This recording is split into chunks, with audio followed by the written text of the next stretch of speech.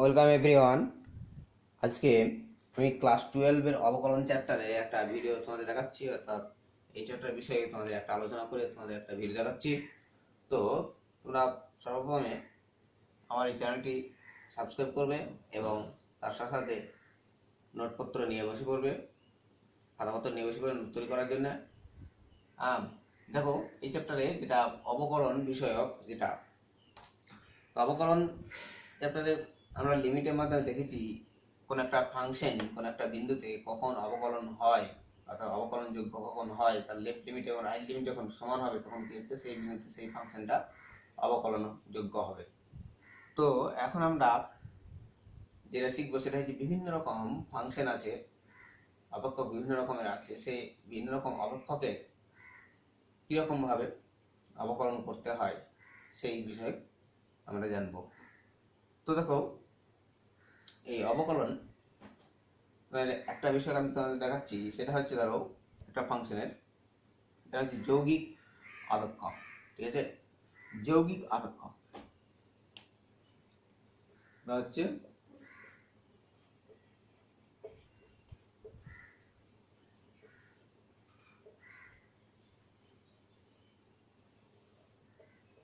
যৌগিক অপেক্ষকটা কি?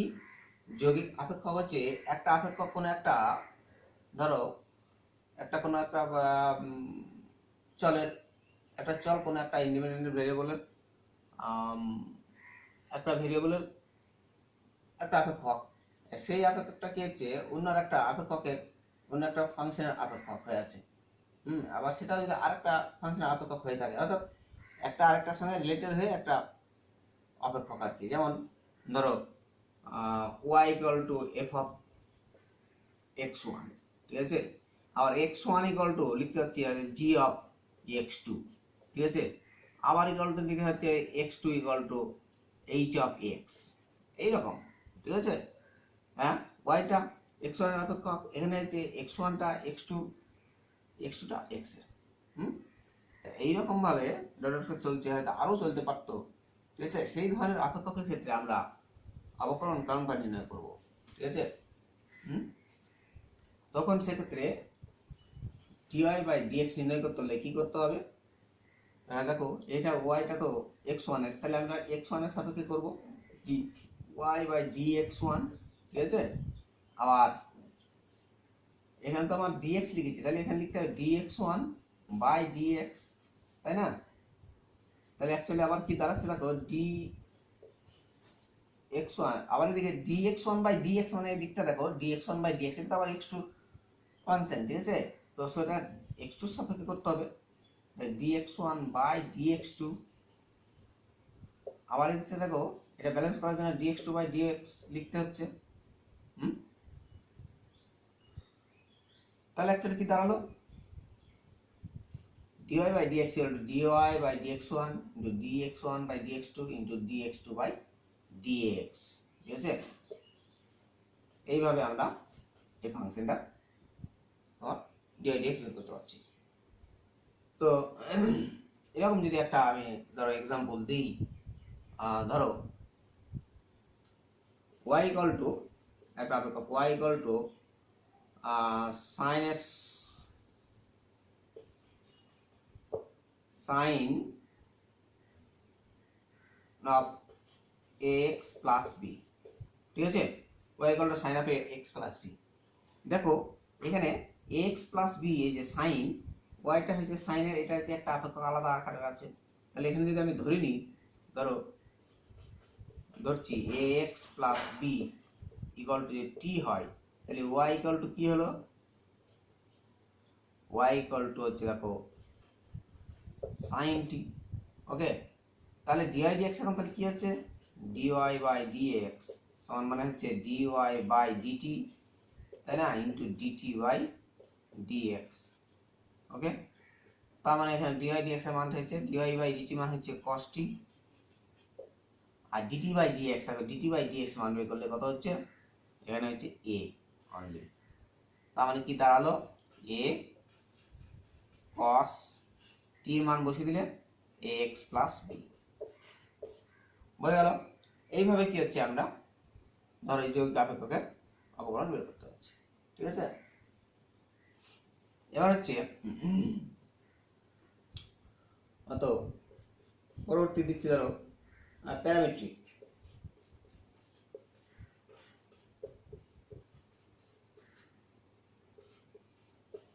প্যারামেট্রিক অপেক্ষক।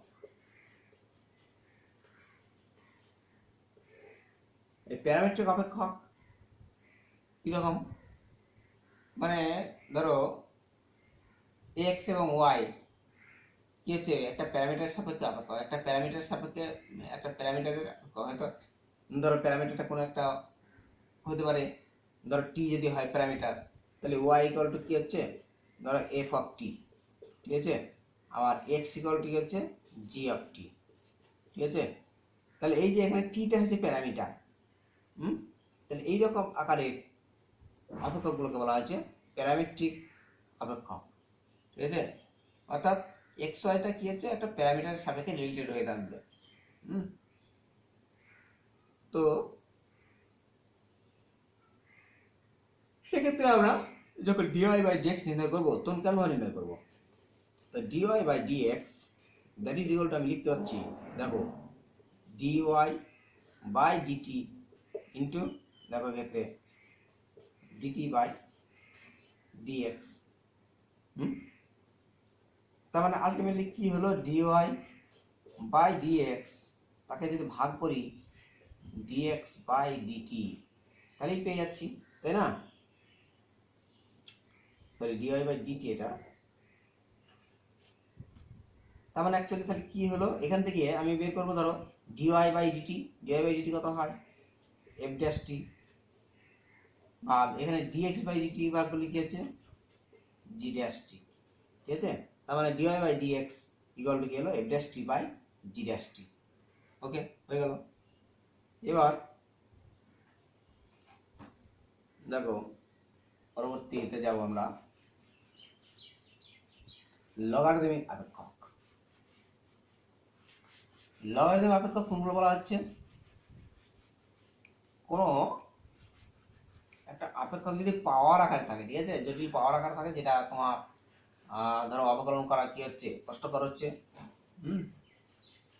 তো সেই রকম পাওয়ার আকারে যে কোনো একটা থাকে তখন সেটাকে আমরা কি বসাই লগ নিয়ে নেবো, ঠিক আছে, দিয়ে আমরা সহজে ডিওয়াই বাই ডিএক্স এর মানটা নির্ণয় করতে পারবো। এই ধরনের অপেক্ষককে বলা হচ্ছে লগারিদমিক অপেক্ষক। লগারিদমিক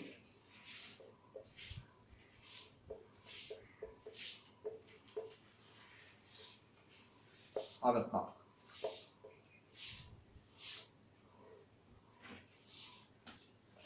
ধরো এরকম যে থাকে y equal to u to the power v আকারে, ঠিক আছে, u to the power v একটা নামের পাওয়ার আকারে, একটা অপেক্ষকের একটা চলের পাওয়ার আকারে থাকবে, ঠিক আছে, যখন আরেকটা চল তখন সেই অপেক্ষকটা বলা হচ্ছে লগারিদমিক অপেক্ষক। তখন আমরা কি হচ্ছে বসে লগ নিয়ে ডেরিভেটিভটা করতে পারবো এরকমভাবে, বসে যে লগ নিয়ে এখানে লগ ওয়াই, তাহলে কি হলো লগ ওয়াই সমান হচ্ছে এখানে হচ্ছে log of u to the power v, তার মানে কি হচ্ছে লগের পাওয়ারটা সামনে চলে আসে ভি লগ ইউ হয়ে গেল, তাহলে log y equal to v log you.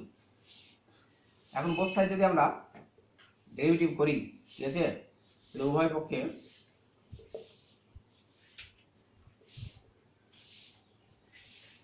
অবকলন করে পাই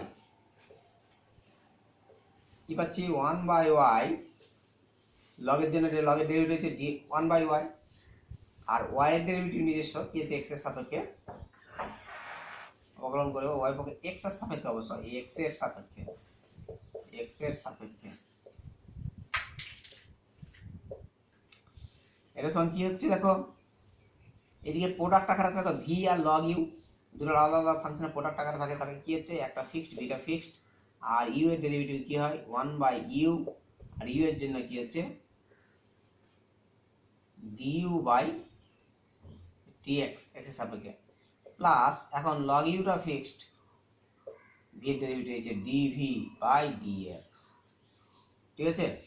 তাহলে ডি ওয়াই বাই ডিএক্স তাহলে কত হলো দেখো 1 বাই ওয়াই ছিল, ওয়াইটা ওইদিকে মাল্টিপ্লাই হয়ে গেল, তাহলে y into v by u d u by d x plus log u into d v by d x. এইভাবে আমরা পেয়ে যাচ্ছি তোমার লগারিদম ফাংশনের ডেরিভেটিভ। এবার হচ্ছে ধরো যদি এরকম হয়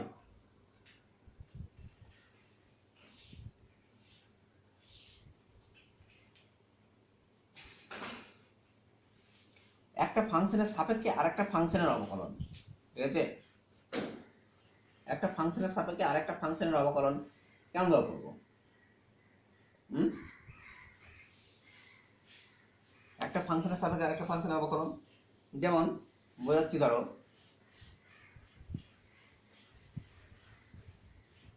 একটা ফাংশন আছে, সেটা একটা ইন্ডিপেন্ডেন্ট ভেরিয়েবল আছে, হ্যাঁ, আর একটা ফাংশন আছে সেখানেও একটা ইন্ডিপেন্ডেন্ট ভেরিয়েবল আছে। এবার ওই দুটো ফাংশনের মধ্যে একটাকে আরেকটার সাপেক্ষে অবকলন করতে হবে। এখানে একটি ফাংশনের সাপেক্ষে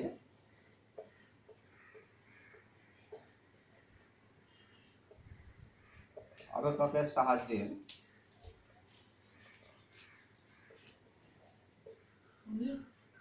সাপেক্ষে অপর কোন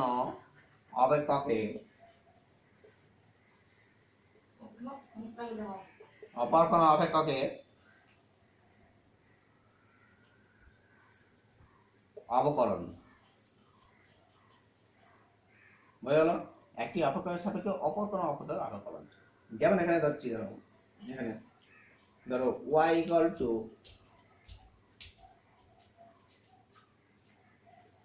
g অফ t বা g অফ x লিখতে পারি, ঠিক আছে, অসুবিধা নাই। আর ধরো z equal to f of x, ঠিক আছে? এরকম y ইকুয়াল টু gx আর z equal to f of x। তো সেক্ষেত্রে dy dx কেমন করে নির্ণয় করবো? সেক্ষেত্রে dy dx কেমন করে নির্ণয় করবো? আমার একটু বলছি, এখানে y কে z এর সাপেক্ষে অবকলন করো। y কে z এর সাপেক্ষে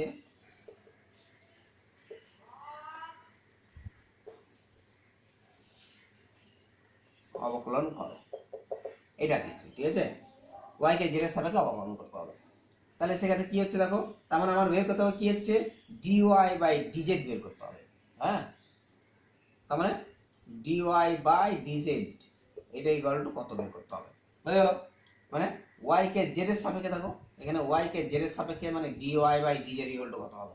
তার মানে dy বাই dz যদি বের করতে চাই, তাহলে দেখো y টা তো কি হচ্ছে x এর ফাংশন, তাহলে আমি বের করব dy বাই dx কত হচ্ছে g ড্যাশ x, ঠিক আছে?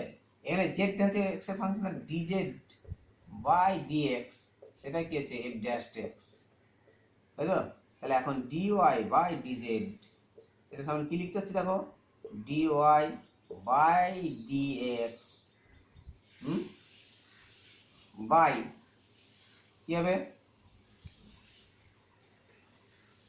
dz বাই dx, তাই তো? dy by dx by dz by dx করলে কি হচ্ছে দেখো, dy বাই dz হচ্ছে। তার মানে দাঁড়ালো, তাহলে কি হচ্ছে তোমার g dash x by f dash x, বোঝা গেল? এই যে dy বাই dz এর মান। একটা এর সাপেক্ষে একটা এক্সাম্পল নিয়ে আমি লিখে দিচ্ছি, দেখো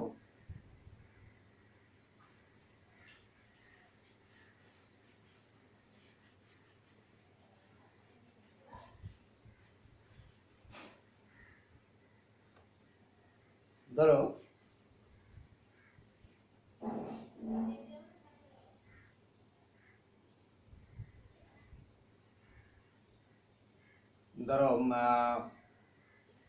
x to the 5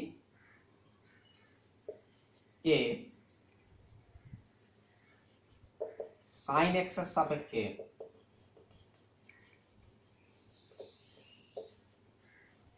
অবকলন করো, ঠিক আছে? x to the 5 K sin x এর সাপেক্ষে অবকলন করতে হবে, ঠিক আছে? তাহলে x to the 5 আমি ধরে নিচ্ছি, ধরছি y equal to x to the 5, বুঝে গেল? আর এখানে z equal to sine x, ঠিক আছে। তারপরে এখান থেকে d y by dx equal to কত হচ্ছে দেখো 5x⁴, আর এখান থেকে d z by d x that is equal to cos x। তার মানে আমার বের করতে হবে এখন d y by d z equal to d y by d x ভাগ ডিজেড বাই ডিএক্স।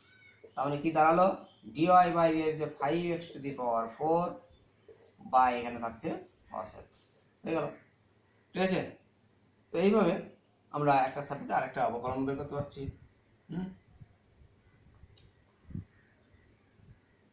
এই গেল তোমার। এবার তোমার বিভিন্ন রকম এক্সাম্পল তোমাদের বইতে আছে, ঠিক আছে। এক্সাম্পলগুলো এই থিওরির সাপেক্ষে তোমরা করবে। সেরকম টাইপের আমি অবকলন তোমাদের দেখালাম। এই অবকলনের বিভিন্ন রকম যেগুলো হার্ডলি হবে তোমরা অবশ্যই কমেন্টসে জানাবে, ঠিক আছে। আমি সেগুলো সমাধান তোমাদের করে দেবো। আর পরবর্তী ভিডিও পাওয়ার জন্য কি হচ্ছে, অবশ্যই তোমরা আমার এই ভিডিওটাকে সাবস্ক্রাইব করবে এবং অনেক শেয়ার করবে। আমি পরবর্তী ভিডিও আবার তোমাদের দেখাবো। আজকের মতো ভিডিও এই পর্যন্তই। সবাইকে ধন্যবাদ জানিয়ে এখানেই ভিডিও শেষ করছি।